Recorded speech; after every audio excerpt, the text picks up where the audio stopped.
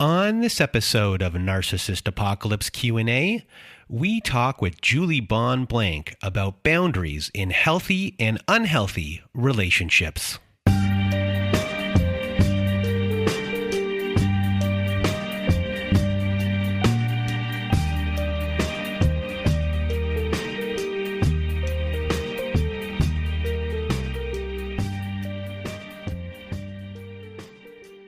Welcome to Narcissist Apocalypse Q&A, everyone.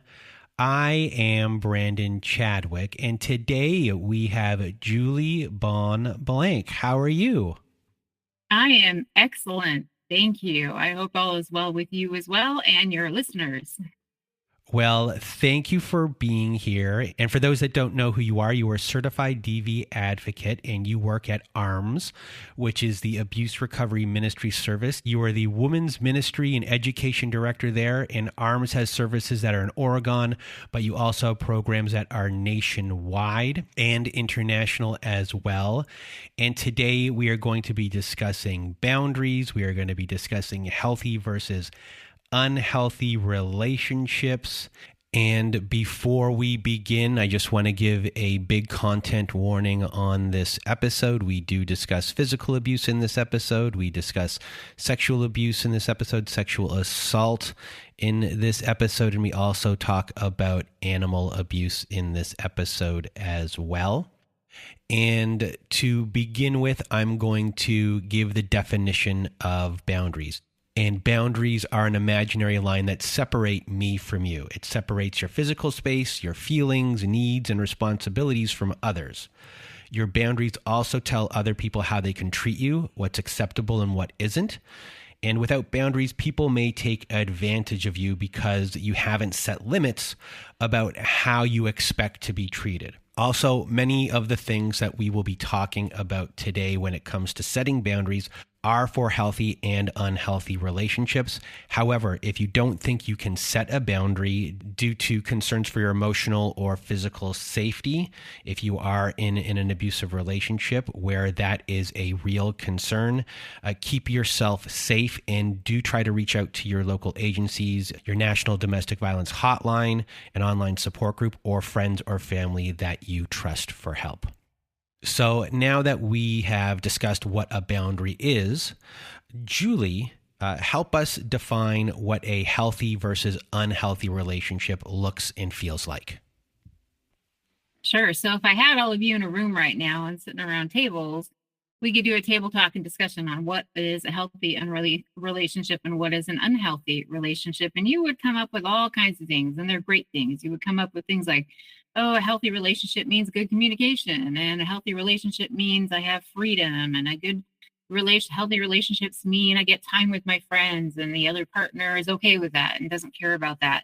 But I like to categorize them under three major heads for a healthy relationship, just because it makes it easier, because otherwise there's a list of 100 probably traits for healthy relationships. And so I tend to put those under a few banners. And the first banner I put it under is equality. Equality is an extremely important aspect in a healthy relationship, which means that your partner or your person in your life who might be your parent even sees you on an equal platform as they are. If somebody treats you with inequality, it actually means they're putting them above yourself and they see you as below them. And unless they can bring you up to that equal platform, and most of them don't want to, they cannot treat you with that equality that you deserve and that everybody deserves. And then the second one that I put the banner of all these great healthy relationships under is respect. And respect, of course, is honoring somebody and what they do. And even when their opinions differ from yours, you're able to say, hey, I get that and I respect your opinion. And maybe I could even learn from you, a little bit, if you would explain a little bit about why you feel the way you do. And, I'm one of those that likes to post controversial topics on Facebook. And sometimes I get myself in trouble for it because even my own dad at times will respond and I will be debating with my dad. But the reason I do that is because I like a healthy exchange and I like to learn and I like a good discussion. And so mutual respect, when you both respect each other, and you realize that the other person might actually have something that you could learn from, and just really take advantage of that and listen to that and respect people's opinion. And you don't always have to agree to respect their opinion. You can definitely say, I don't, I don't understand your opinion perhaps, or I feel differently, but I respect you, that you have that your opinion and true respect. So that's the second one. So first was equality, second was respect, and the third was honor. And honor is more of a word that means esteem. So you esteem somebody highly in your mind, which means they are more valuable to you than yourself. And that is simply what it means. And when I was talking about that power level of equality, it actually means that they put you a little bit above themselves, and they work to honor and they work to serve you as part of the relationship because they love you. Honoring somebody does not mean that you're bowing down when they walk in the room. that is not equal honor when it comes to a relationship. And I think it also has to be equal. So it's not really a matter of seeing that this person is amazing and maybe you're not. It's seeing you both as amazing, but it is seeking to serve the other person in that way. It is saying, hey, honey, I know you need your coffee in the morning and you're not up till 8. And so, you start the pot at 7:30 in the morning for your loved one, as an example. That's a way of honoring them and yet not putting them on a pedestal, which is good on either way for anything. So I hope that makes sense to word it that way. And then the fourth one I would say is love. Love is obviously one of the most important aspects and combines, all of those. When you truly, truly love somebody, you will want to treat them as your equal. You will want to serve them in some way, shape, or form. And it will be give and take. You will love and serve each other. If a relationship is loving and serving of the one but not the other, then it's not an equal relationship. And if somebody is always serving you and you struggle to serve them, and if you're in a relationship that you are doing all the serving but you're not getting anything in return, then I would wonder about the love in that relationship, or at least know that there's power over in that relationship instead of personal power, and somebody's got control of that and power over, which again takes us back to non-equality, which is one of the aspects. So the majority of people, when we table talk and do discussions on what's healthy and what's unhealthy, all those things that they come up with as far as specific characteristics can fall into those categories for healthy relationships. If you don't feel like going home at night, to your partner, there's a problem. If your partner acts one way in public and a totally different way at home, there's a problem, right? If that partner does not seek to love you and to serve you, and not overly bored so, but in the, even in the little things like, gee, can I grab your trash from the restaurant we were at and take it up there to the trash bin for you? That's a little act of service that stands out and means a lot. So, as if the McCrispy couldn't get any better, Bacon and Ranch just entered the chat. The Bacon Ranch McCrispy, available at participating McDonald's for a limited time. Ba-da-ba-ba-ba. Complete Easter meal options from Honey Baked come with almost everything you need for a delicious, convenient feast. From ready-to-serve slow-smoked ham and juicy turkey to tasty heat-and-serve sides and desserts perfect for any sweet tooth. The only thing they don't include is the basket and polyester bunny costumes. So, almost everything. Order your complete Easter meal and make your Easter golden. Only from the Honey Baked Ham Company at honeybaked.com/Easter. So I think it is important to just reinforce with people here how much of this, when it comes to healthy versus unhealthy relationships, especially with the serving, that things should be even. So we hear so many times on our show when someone is overdoing things, the love bombing that could be happening at the beginning of relationships when they smooth things over, but we're looking for something that is evenness. So when it comes to serving, we're looking for evenness.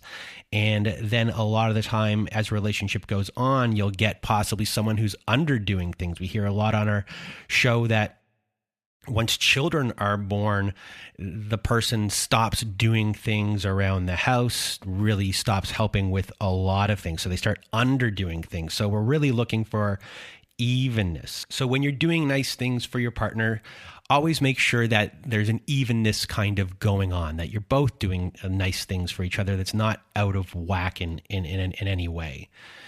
And Julie, something that you also mentioned was a term called power over. So can you explain what power over is versus personal power? There's a difference between power over and the personal power. And in the domestic violence industry, we know that power over as a term. And so when somebody's not treating you in an equal manner, they see themselves on a different level as you. They see you as not valuable enough, or maybe weaker than you, or not as good as you. And society actually encourages these things, especially between men and women, as men are somewhat raised in this societal women are the weaker sex idea. But taking on your personal power is really important. That's, the ability to stand up for yourself. It's knowing what you like and what you dislike. It's knowing what you should set boundaries for, which we're going to get into here and talk about more. It's knowing where your identity is and not being willing to put up with the crap of it. Basically, when somebody comes in and you see those red flags and they're being dishonoring of you and it's an unhealthy relationship, you're like, I'm out of here, right? This isn't good for me. And so far too many of us have been in unhealthy for so long that we're scared to leave, and we get used to it. And we think we're not worth anymore. And that does not help that power over versus personal power aspect that I wanted to mention.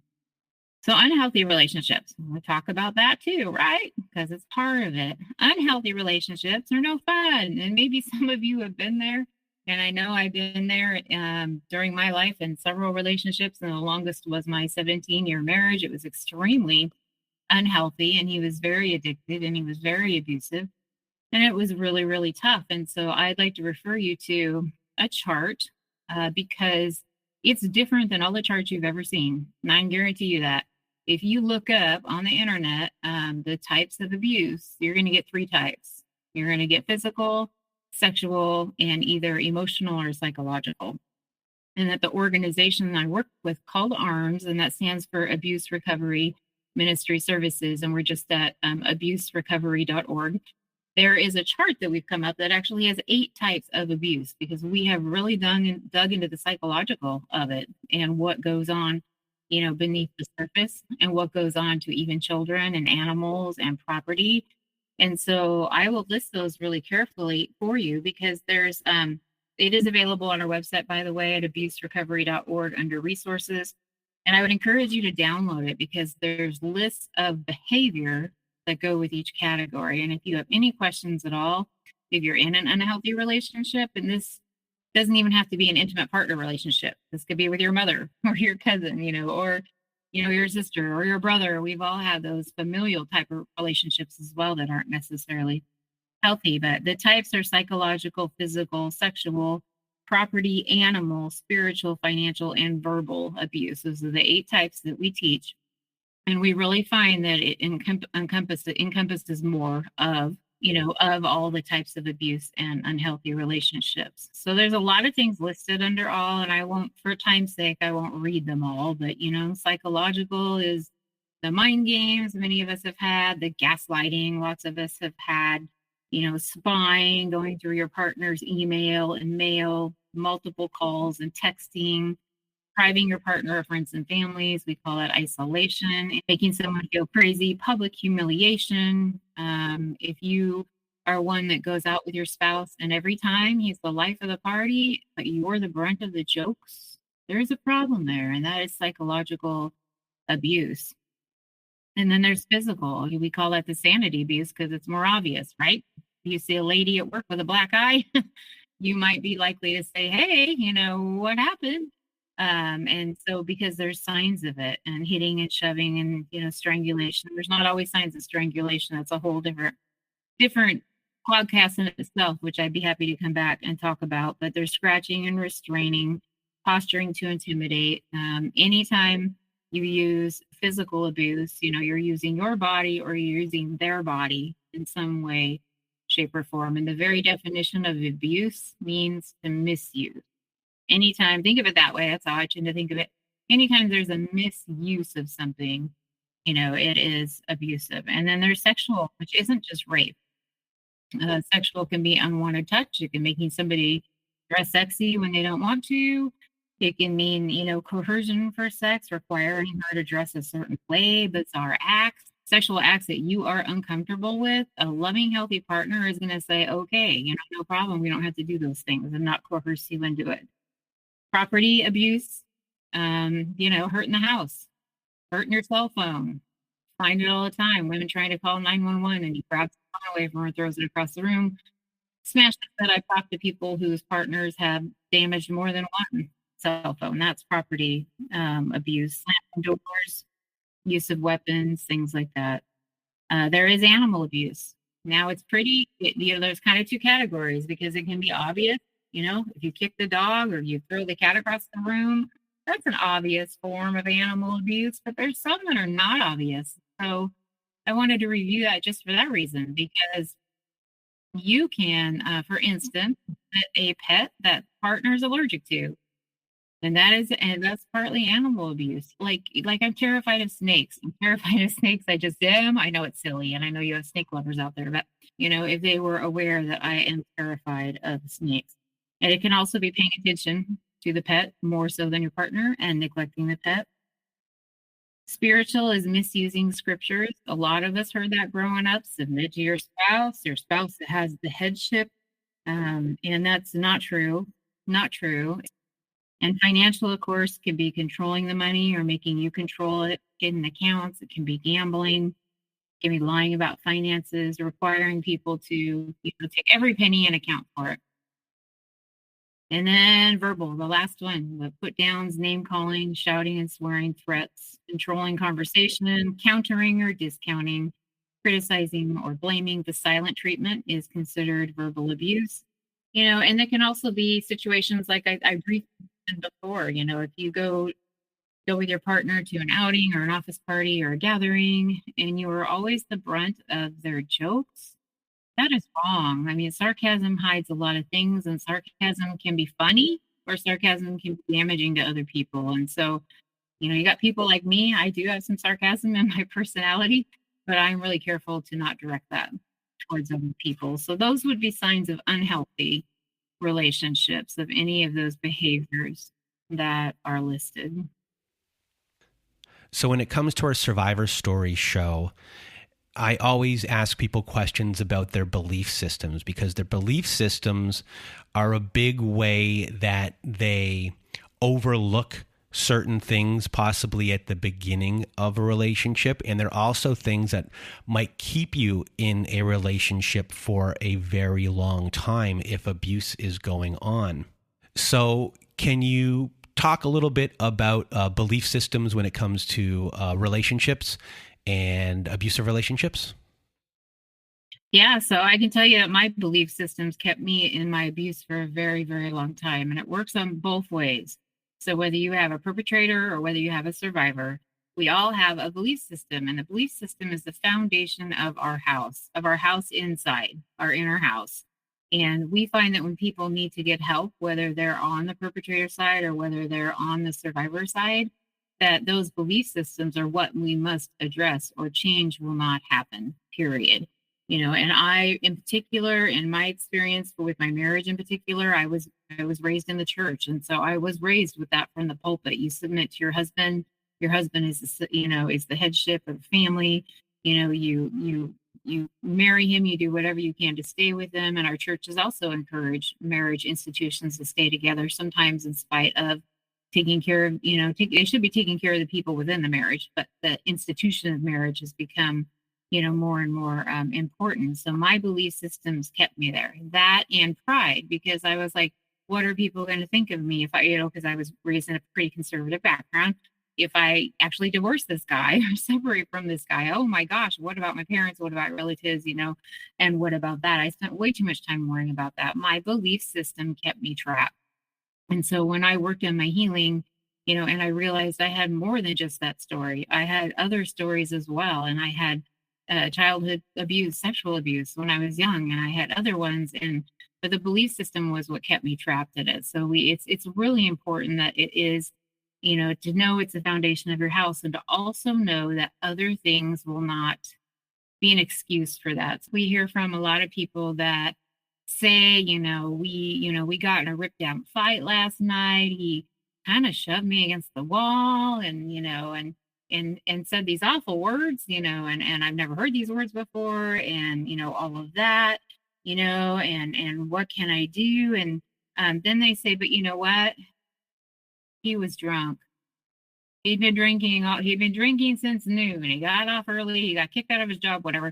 He had been drinking since noon. And if he had not been doing that, this would not have happened.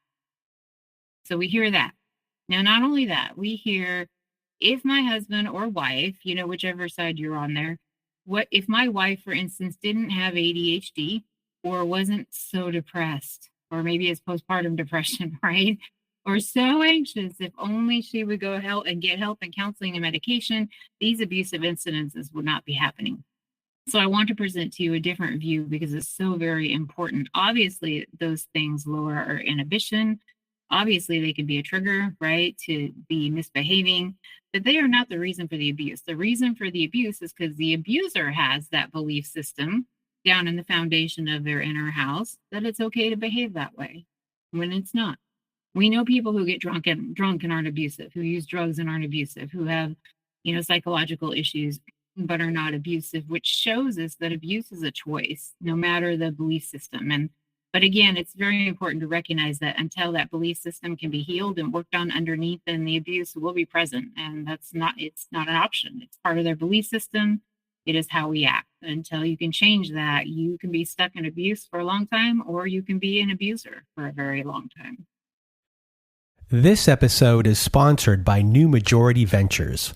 The BIPOC community, women, immigrants, the LGBTQ community, veterans, and disabled entrepreneurs are creating businesses more than ever, but there's just so much bad information out there.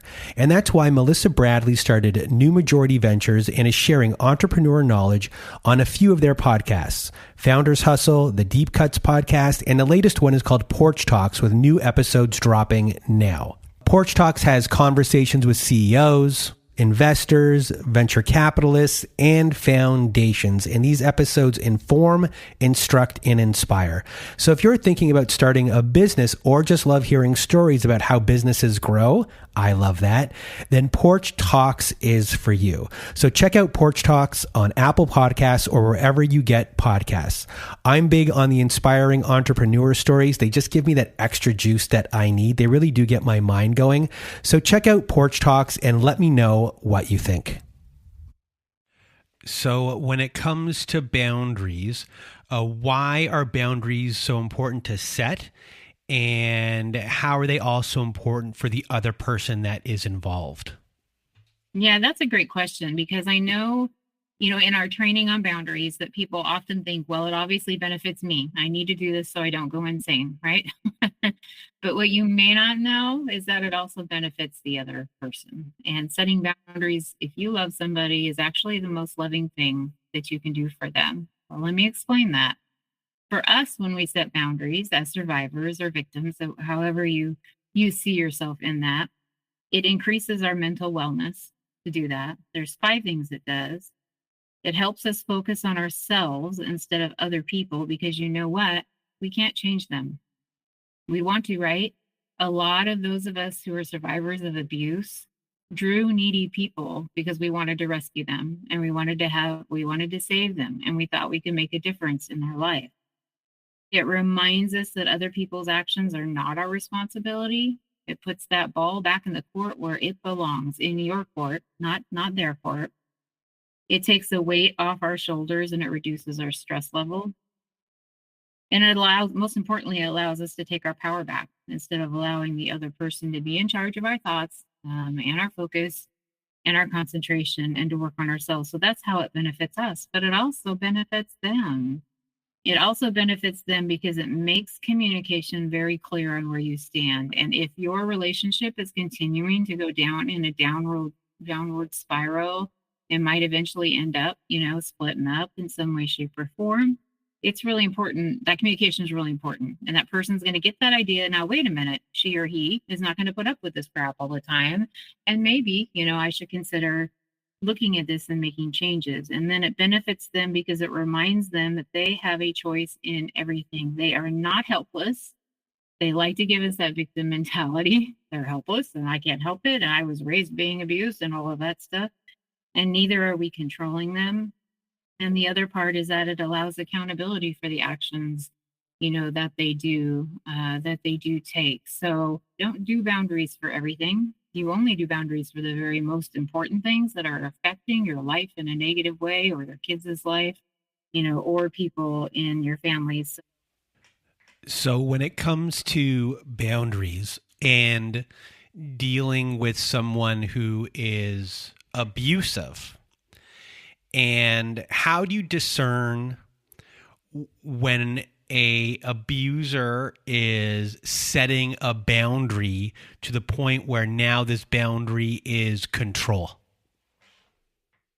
So abusers are boundary breakers, and they may try to set some back on you. And I would say most anything an abuser sets as a quote unquote boundary is abusive, and there's a reason for that. And here is how you determine that. How you determine it is this boundary going to benefit him, or is it going to benefit me? And if he's not only setting boundaries on you to benefit him, and or saying that your boundaries, are not right and all of that, and you need to get off this boundary, who's going to benefit from that? If that is strictly for his benefit, and it's not a mutual, equality, respectful, honorable, lovable thing for both of you, then that's red flags there to pay attention to for sure. So when and how do you set a boundary? So there's 4 components that I recommend when setting boundaries. And one of those, the first one is choose your battles and choose carefully. Don't set a boundary for every single little thing. That is restrictive, that is controlling, and that can become abusive as well. So be careful with that. And number 2, you want to choose safe consequences. So this is not emphasized enough. We hear set a boundary, set a boundary, set a boundary, without the fact that unless a boundary has a consequence that is enforced, it doesn't do good at all. Your abuser will stomp all over you and your fence and your house and your yard and everything else. So, example, your kid runs across the street to chase the ball. There's a truck coming. Oh, scary, right? And you're like, oh, this is so scary, and it's life. I have to do something. So you tell your kiddo, no more going out in the street after the ball. You can't do it anymore. It's important. It's really important, and your safety is important, and I love you, right? And then 3 days later, Junior's out chasing the ball again. And what do? You pull him back in, and hopefully, if you're a loving parent, you say, you're on restriction now. You need to be in your room for, all tonight and tomorrow or whatever, because you keep running after the ball, and it's that important. And that is just a simple little example. We are not our intimate partner's parent, but it's a very simple example of how if we do not enforce consequences for the boundary, it does no good at all. That will be stomped all over. As long as you have no boundaries in your life, and I mean every relationship, I don't mean just intimate partner relationship, people will stomp all over you. They absolutely will stomp all over you. So it's important. So that was number 2. And number 3 is how you word it. And it's really important how you word it for that. You have to choose safe consequences that you can put into place. Now, if you put in a consequence that, honey, I want you to smoke and go to a program, or go to the doctor and get a patch, or get some help to do this, and if you don't do that, I'm just going to kick you to the curb and kick you out of the house.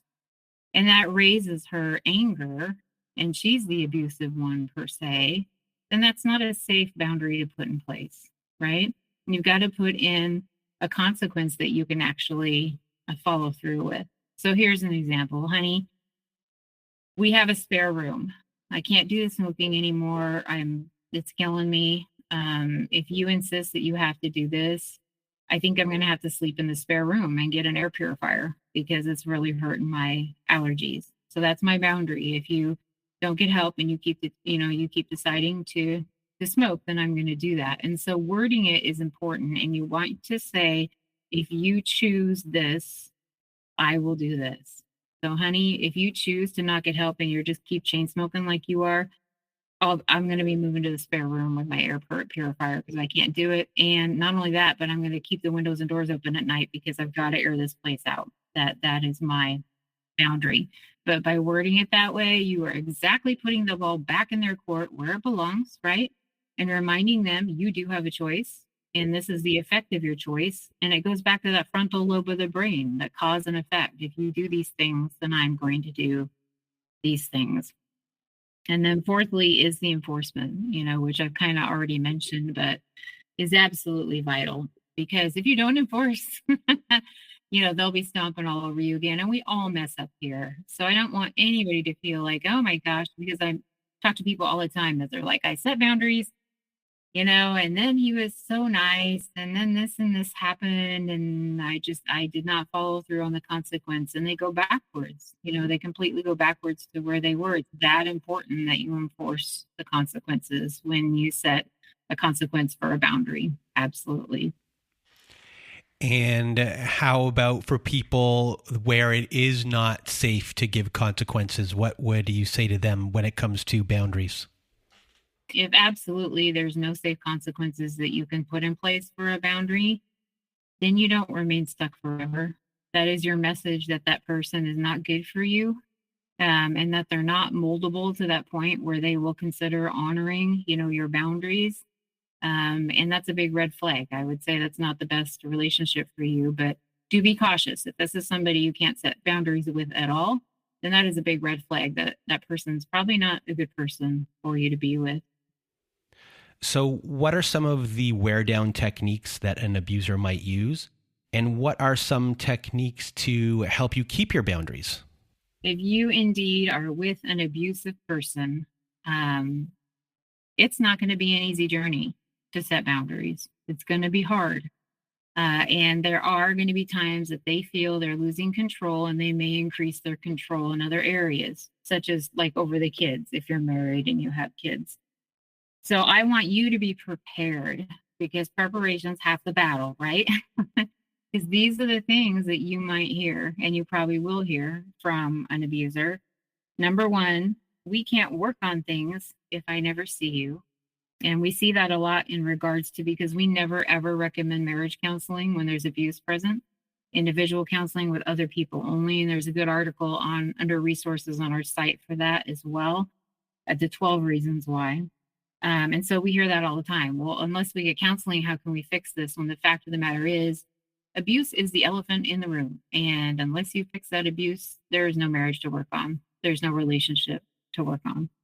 Number two, you're the crazy one. And we hear this all the time. They call me, they're like, she's had abuse in the past, so therefore she thinks everything is abusive. So everything, it's her fault. She thinks everything is abusive. Your boundaries don't mean anything to me, and you're eventually going to have to get in, which actually means I will wear you down, right? If you're setting boundaries, making me do this, then you're the abuser one. You're the abusive one, and I'm going to tell everybody in the world that you're abusing me. If you insist on doing this, I'm going to take the kids, or I'm going to take the financial support. I'm going to take the house, whatever he has that he or she might have in control over you. They will threaten that if you continue to set these boundaries. So I want you to be prepared, because you're going to hear those things, and they hurt and they sting, right? And character assassination is painful. And we know these things aren't true, but it does do a number on your self-esteem, if you let it. And especially continued messages like that from your abuser can be damaging. So I do have some techniques to help you keep your boundaries. Because again, in that list that we did, keeping your boundaries and those consequences are the most important thing that you can do in your relationship. And I really recommend this technique. It's worked for me, and I had a problem with boundaries for a long time, and it's worked for other people that I've worked with as well. And the first one is to write each one of them down. Those boundaries that are, again, not everything they do wrong, but the highest priorities, write them down and communicate them, as well as the consequence for what you're going to do when your abuser breaks them. Okay. So we've given a lot of examples, so I won't go into that anymore at this point, but write them down. Number two, read them. And I would say if you're in contact with your abuser at all, read them daily. Put them in a journal, hang them on your mirror, whatever it takes. If you choose to do this, I will do this. One or two of them will make a huge difference. Number three, you want to find a friend. Find a supportive friend or accountability partner is what I call them, who will agree to check in with you. And I do mean lovingly check in with you. And, the amount they should check in depends on the extent of your issue. So if you most of the time are good with your boundaries and it's only just once in a while, then you might say, hey, George, can you call me once a month? Don't give me a heads up. Just call me and say, hey, how's it going? How's it going with your boundaries? How are you doing? If you are a chronic boundary giver upper or you're like living with your abuser and really struggling with that, you might even have somebody once a week, hey, Lisa, can you call in and check with me or email me and ask, how are you doing with your boundaries? The next one is to actually make a commitment to be very honest with them, because we don't get better on our own, right? And we don't get better when we're hiding things, under the stairs or in the closet or anything else. We don't heal that way. Sometimes it takes more. And so it's very much like like AA, Alcoholics Anonymous program, you have a sponsor. You have a sponsor for a reason. As somebody who's been there, has done that, you can call up and say, hey, I really feel like I need to have a drink. This happens the same way. You have this person, hey, Nellie, I'm calling you up because, oh my gosh, I made a commitment and a boundary to not let him in the door, and here he is pounding at the door. And next thing you know, he's going to call the police. He's going to get the kids, and what do I do? And you've got somebody to walk you through those things. So you need a commitment to be honest. It's okay to mess up. We all do. So I want you to know that. But each day starts new. So keep that in mind. Narcissist Apocalypse is sponsored by BetterHelp. When it comes to my codependency issues, I had and still have lots of work to do, because every day is a day to work on my codependency. And I say that because I've been programmed one way for so long. And when you are programmed like that for so long, you constantly have work to do. And thankfully, I work with my BetterHelp therapist to get back to the root of my issues and to actively guide me through my current processes. Having the support from my therapist is beyond helpful, and I'm doing so much better now because of it. And that's because I have this extra set of eyes and ears that I need. So if you're thinking of starting therapy, I can't recommend therapy enough. So just give BetterHelp a try. Discover your potential with BetterHelp. Visit BetterHelp.com/nap today to get 10% off your first month. That's BetterHelp, HELP.com/nap. And then I want you with your accountability partner or this friend to talk about what happened. Say, this is what happened. This is why I gave in. This is why I finally got to the point of frustration that it was going to drive me crazy, that I felt like I had to give in. And this is what happened when I gave in, which is usually a bad thing, right? And then really brainstorm with them. What can I do next time that's different? When he comes pounding at the door again, and I've got that boundary with him that you're not to pound at the door and I'm not letting you in, what do I do different that's more healthy, as far as a good way to respond that's more healthy? And then finally, really think about writing it down. I really find that, journaling and writing is a good way to implant things in my brain, and it's almost needed. And so write down what happened, what you did, why you did it, in this conversation with your accountability partner, and be willing to go back to those and reread those to remind yourself, hey, this didn't work out so well last time. The one where you said, talk about what happened, why you gave in, what happened, you brainstorm with someone about the situation. For people that listen to our Survivor Story show, part of what we do is to kind of go through the psychology of someone and to understand why a certain type of tactic would work on them, or when they're in the relationship. A lot of the time, once you have children, the children are always used as a pawn to keep someone there. The threats kind of start happening. Those ones are easier to trace, but a lot of the time someone is going to maybe pull at a core fear of yours that you might have had early on before you were in the relationship, or maybe they made that fear within the relationship. But we try to help people kind of pull them outward to see these things so they can actually see how the abuse was working, how the cycle worked, and how an abuser could push specific buttons because they knew what buttons to push to really break down your boundary fence.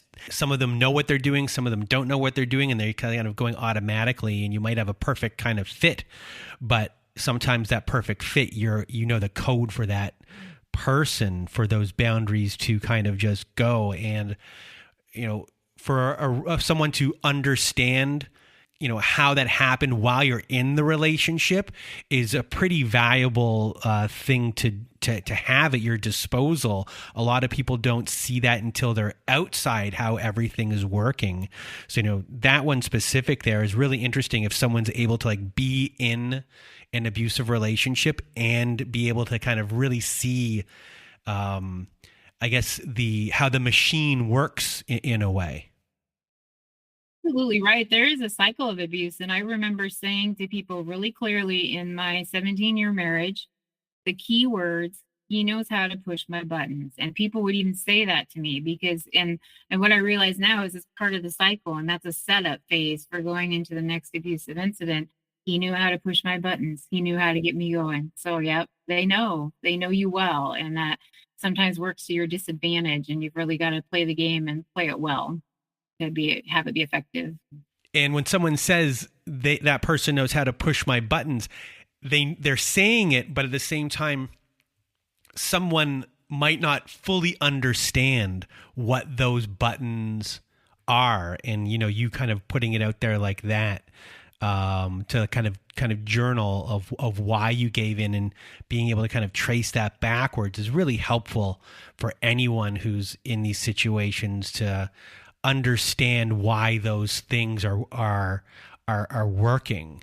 And when you're really able to understand those things, it will give you a better perspective or clarity of how to maneuver your way out. Absolutely. Yeah. Looking back, journal, timeline. That's a timeline is another thing that I've done for my healing that has been more effective than I ever thought possible. So I started my timeline and I put 2 pages, and I had to add a page because this abuse went back further in my life than I even thought, and things came to play and memories came up, and I had to call some family members and I had to do some research. But being able to just print it out and look at it and see, it didn't start with me, because we get into that mode of, is it my fault? It didn't start with me. I was groomed for this. And so I made these decisions, and on the other side, it's just as freeing because I got out. I broke that cycle, and I broke it for my kids. And someday I hope to look at a Thanksgiving table of 30 people that have come from me, and to be able to say we broke that cycle of abuse in my family. And it started with me, with me choosing to heal and do that work. And before we leave today, do you have any words of wisdom for everyone listening?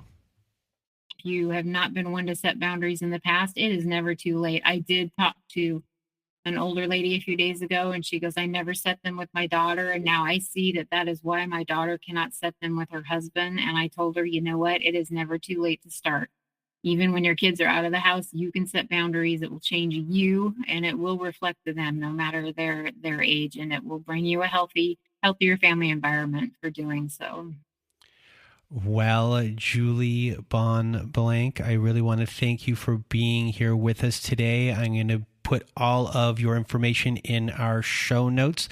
And you did just a really good job today in educating everyone. So I really can't thank you enough for being here. And if you want to be a guest on our Survivor Story episodes, please do go to our website at narcissistapocalypse.com. Top of the page, there's a button that says guest form. When you click on that button, it takes you to our guest form page.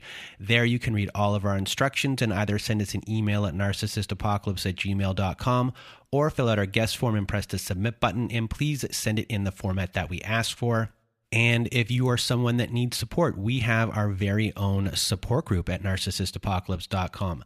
There, you click on the support group button at the top of the page. It takes you to our very own safe social network. And in there, you'll see that we have Zoom meetings every Wednesday night, Thursday afternoon, and Saturday night. We have forum boards for you to post on to get the validation that you need from other survivors just like you. And you can also validate other survivors just like you as well, as they are going to be sharing as well on our forum boards. So if you need extra support, please do go to our support group at narcissistapocalypse.com. And if you need even more support, please do go visit our friends at domesticshelters.org. There they have articles and resources to help you make sense of what you are dealing with. They also have every phone number, email address, and website address for shelters and agencies, no matter how big or small the town you are in. Domesticshelters.org has it there. It is a wonderful organization. So please do go to domesticshelters.org if you need even more support. And that is it for our show today. So for myself and Julie Bonn Blank, we hope you have a good night.